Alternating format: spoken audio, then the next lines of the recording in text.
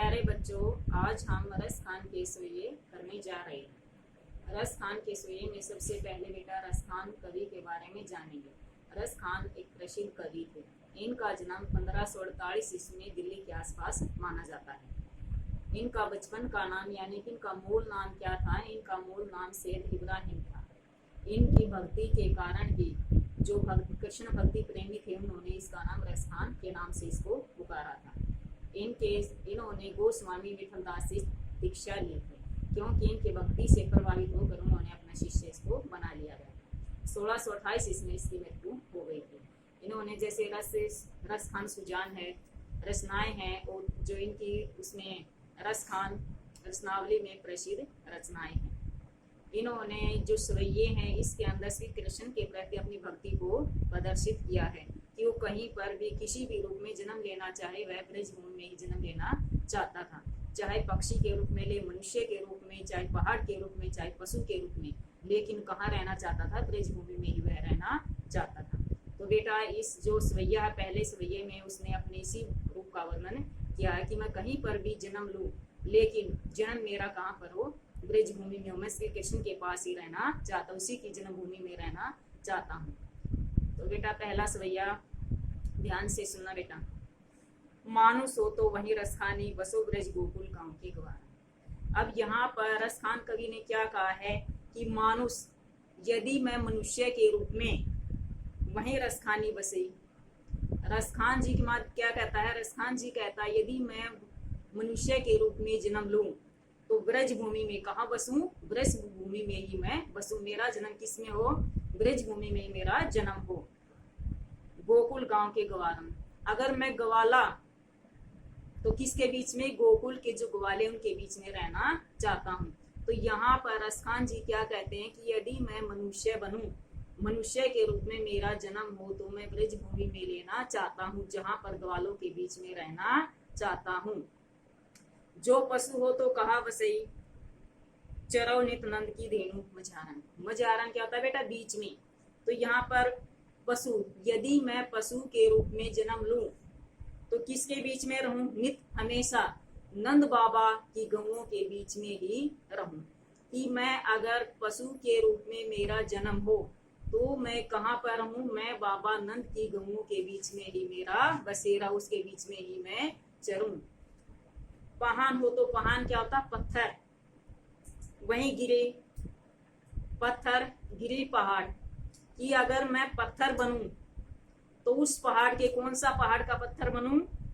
कियो हरिधर पुरंदर धारण। जो श्री कृष्ण ने अपनी उंगली पर उस पहाड़ को उठाया था, कि श्री कृष्ण ने अपनी उंगली पर जिस पहाड़ को उठाया था मैं उसी पहाड़ का पत्थर बनूं।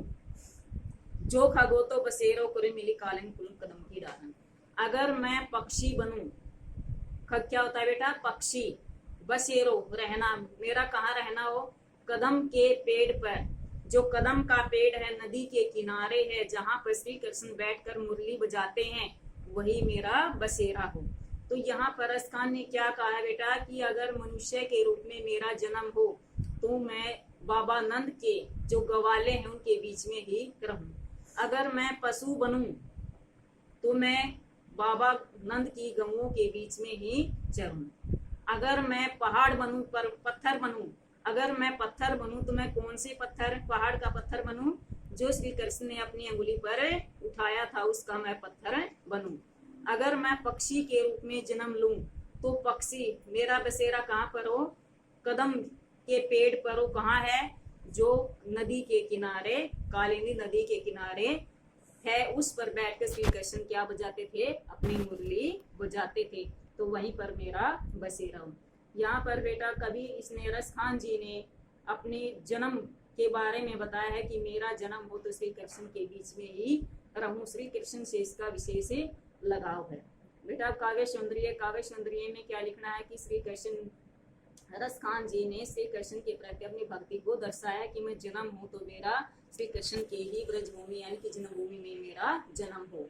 ब्रज भाषा का प्रयोग किया गया है, शांत रस का प्रयोग है, प्रसाद गुण का प्रयोग है। और बेटा इसके अंदर प्रसाद गुण अलंकार कौन सा? अनुप्रास अलंकार का प्रयोग किया गया है। तद्भव शब्दावली का भी प्रयोग किया गया है। तद्भव तत्सम शब्द होते हैं ना, इसमें प्रयोग किया गया है, तो तद्भव शब्दावली का भी प्रयोग किया गया है। अब बेटा दूसरा सवैया देखो, या लकुटी, लकुटी क्या होते हैं? लाठी। आरु कामरिया, कामरिया कंबल, पर साथ पुर को तजी डारो। अब यहाँ पर क्या है कि साज, साज क्या है कि तीहू, तीहू तीनों पूरे लोग। यहाँ पर रसखान जी ने क्या कहा है? अगर मैं लाठी धारण करूं तो कौन सी लाठी? अगर मेरे पास लाठी या कंबली हो तो कौन सी हो? रास्ते, उसके लिए मैं तीनों लोगों को छोड़ने के लिए तैयार हूँ। कि श्री कृष्ण की लाठी और कंबली को लेकर मैं तीनों लोगों को छोड़ने के लिए तैयार हूँ कि उससे मुझे इतना ज्यादा लगाव है। आठू सीधी, आठ सीधी, नौ निधि के सुख, नंद की गाय चराएं किसने? अगर मैं बाबा नंद की गाय चराने के लिए मैं अपनी 8 सीधी और 9 निधियों को छोड़कर उससे मुझे जो सुख मिलता है उस सुख को छोड़कर मैं बाबा नंद की गाय चराना चाहता हूँ। कि मेरी इच्छा क्या है?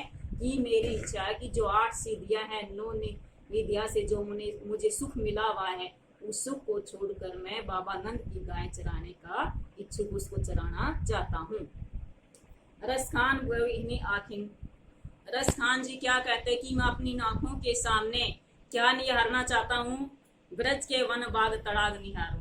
कि ब्रज भूमि के जो बाग हैं, तालाब हैं, उनको मैं निहारना चाहता, कि उनसे मैं अपनी आंखों को हटाना नहीं चाहता, क्योंकि मेरा उससे बहुत अधिक लगाव है। कि मैं उस हर एक चीज से, श्री कृष्ण की हर एक चीज से लगाव है, मुझे प्रेम है।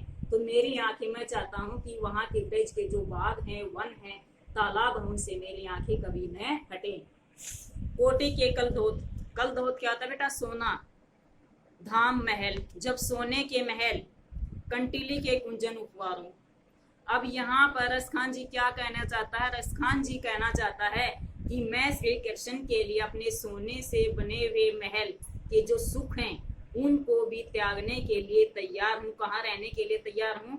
कंटीली झाड़ियों के ऊपर रहने के लिए तैयार हूँ। कि श्री कृष्ण के पास अगर मुझे कंटीली झाड़ियाँ मिले, कितना भी कंटीली झाड़ियाँ यानी कि कितना भी दुख मिले, मैं अपने जो सोने से बने हुए महल, उसमें सुख है, उसको छोड़ने के लिए तैयार हूँ। लेकिन हर स्थिति में मैं श्री कृष्ण के पास ही रहना चाहता हूँ। बेटा इसमें रसखान जी श्री कृष्ण के पास किसी भी रूप में, वो चाहे उसे वहां पर कितना भी दुख मिले, लेकिन श्री कृष्ण के पास ही रहना चाहता है। काव्य सौंदर्य बेटा, काव्य सौंदर्य में सबसे पहले क्या लिखना है कि श्री रसखान जी हर परिस्थिति में, चाहे उसे सुख मिले या दुख मिले, श्री कृष्ण के पास ही रहना चाहता है। शांत रस का प्रयोग किया गया है, ब्रज भाषा का प्रयोग किया गया है, इसमें प्रसाद गुण का प्रयोग किया गया है और अनुप्रास अलंकार का प्रयोग भी किया गया है। बेटा अब काव्य सौंदर्य के बाद क्या लिखना तुमने? भाव सौंदर्य। तो कैसे लिखना है?